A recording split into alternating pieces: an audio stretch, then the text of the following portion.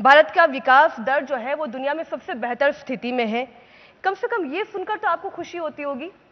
आप क्योंकि तब से आलोचनाओं के तीर एक के बाद एक के बाद एक सरकार पर चला रहे हैं, लेकिन यही आप जैसे हिडनबर्ग को आप कोट कर रहे हैं, आईएमएफ को भी कभी कोट करके देखिए। 10 साल जब कांग्रेस की सरकार थी यूपीए की, आपकी एवरेज ग्रोथ रेट 6.8% थी।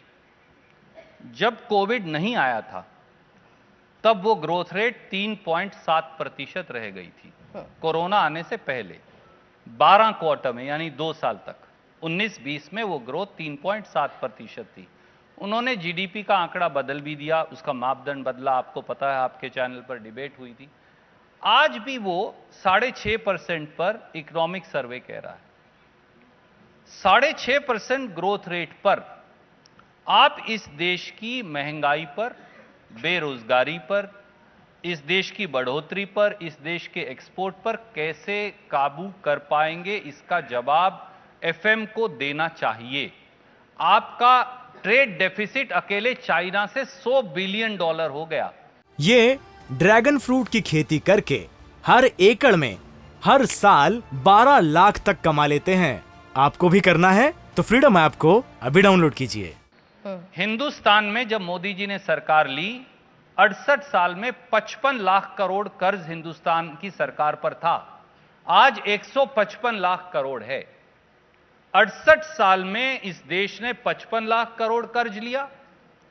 8 साल में इस देश ने 100 लाख करोड़ का कर्जा और उठा लिया। तो क्या यह सवाल नहीं पूछने चाहिए? भूल जाइए कि मैं विपक्ष में हूं, मैं एक नागरिक भी तो हूं।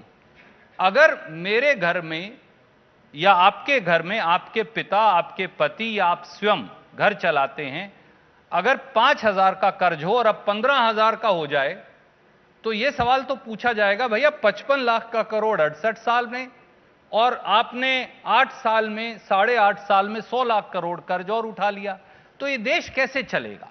That is the important issue. सरकार तो कह रही है कि वो पॉकेट में पैसा पहुंच रहा है आम जनता के, मिडिल क्लास की वो बात कर रही है कि 75 सालों में वो नहीं हुआ जो अब हो गया। टैक्स स्लैब में एक बड़ा परिवर्तन आया।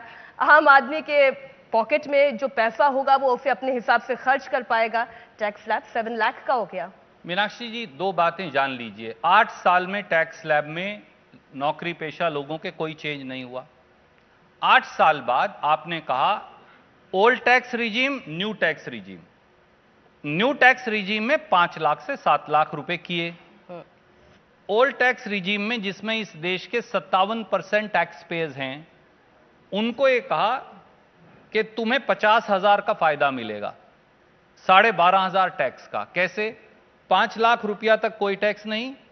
अगर आप एटीसी में बेनिफिट लेते हैं तो 1.5 लाख रुपया एग्जम्पशन हो गई, तो 5 लाख और 1.5 लाख 6.5 लाख, तो एग्जम्पशन मिला 50,000 का। 50,000 का 25% टैक्स बना 12,500। तो आपने 12,500 का टैक्स एग्जम्पशन मुझे दे दिया और कहा भैया आप तालियां बजाओ।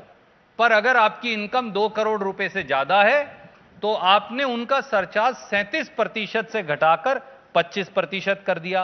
और अगर आप कंपनी तो दिया गया है। नहीं, पर अगर आप कंपनी हैं, यही तो कह रहे हैं कि हमने ऑप्शन तो दिया, हमने दोनों हाथ में लड्डू दिए हैं।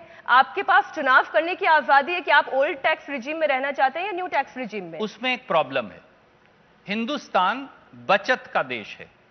अगर आप स्वयं भी एक गृहिणी भी हैं और खुद आप एक इंडिपेंडेंट, क्योंकि आप यहां जॉब करते हैं, तो आप स्वयं स्वावलंबी हैं।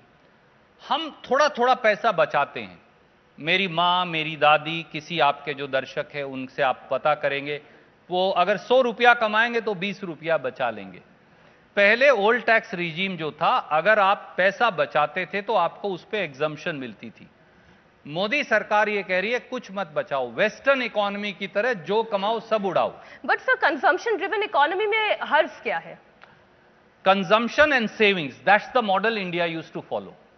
हम पैसा खर्चते भी थे पर हम पैसा बचाते भी थे। वो पैसा बुरे समय में घर में काम आता था। अगर मोदी सरकार ये कह रही है कि हम अपना चरित्र बदल लें 100 साल के बाद, 200 साल, 300 साल पुराना, तो हम वेस्टर्न इकोनॉमी नहीं है, हम पश्चिम नहीं हैं, हम हिंदुस्तान हैं।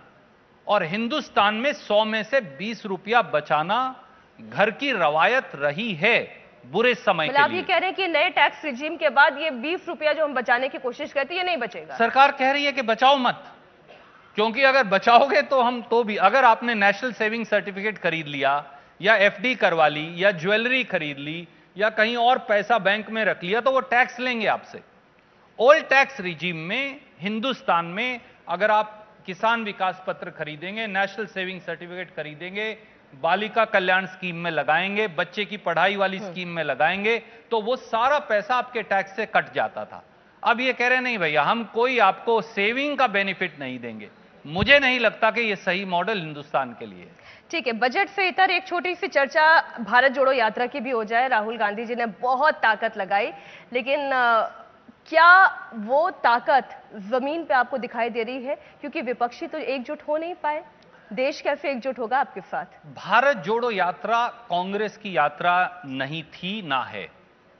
आपको बड़ा अजीब लगेगा सुनने में, क्योंकि वहां झंडा देश के साथ साथ कांग्रेस का भी था। भारत जोड़ो यात्रा एक जन आंदोलन था, इस देश के मूलभूत मुद्दों पर ध्यान आकर्षित करने के लिए। क्योंकि आप टेलीविजन खोलिए, हिंदू मुसलमान श्रद्धा का, वो एक मुसलमान लड़का है उसने हत्या कर दी, सारा दिन आपको यह दिखेगा। हिंदू मुसलमान शमशान कब्रिस्तान, एक धर्म दूसरे से लड़ा, एक लव मैरिज की अक्रॉस रिलीजन, उसने उसको मार दिया, उसे पीट दिया। यह हमारा इस देश का एजेंडा है, पर यह इस देश का असली एजेंडा नहीं है।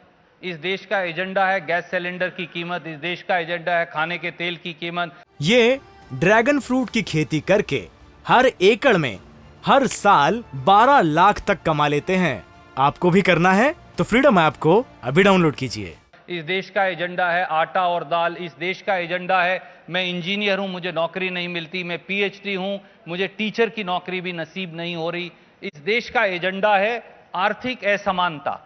इस देश में 140 करोड़ लोग हैं, उन 140 करोड़ में से 1% लोग 52% देश की संपत्ति पर कब्जा करे बैठे हैं। अडानी जी तो कहते हैं मेरी संपत्ति तो हर रोज 1600 करोड़ बढ़ती है, परंतु आप यहां इस हॉल में जितने लोग हैं उनमें से पूछिए किसी की 1600 रुपए हर रोज बढ़ी है? ये और जो फिर करके अडानी पर आ ही जाते हैं। अडानी जी का नहीं है, वो एक चिन्ह बन गए हैं। इस देश में concentration of wealth in the hands of a few, distribution of wealth is the ideal of democracy.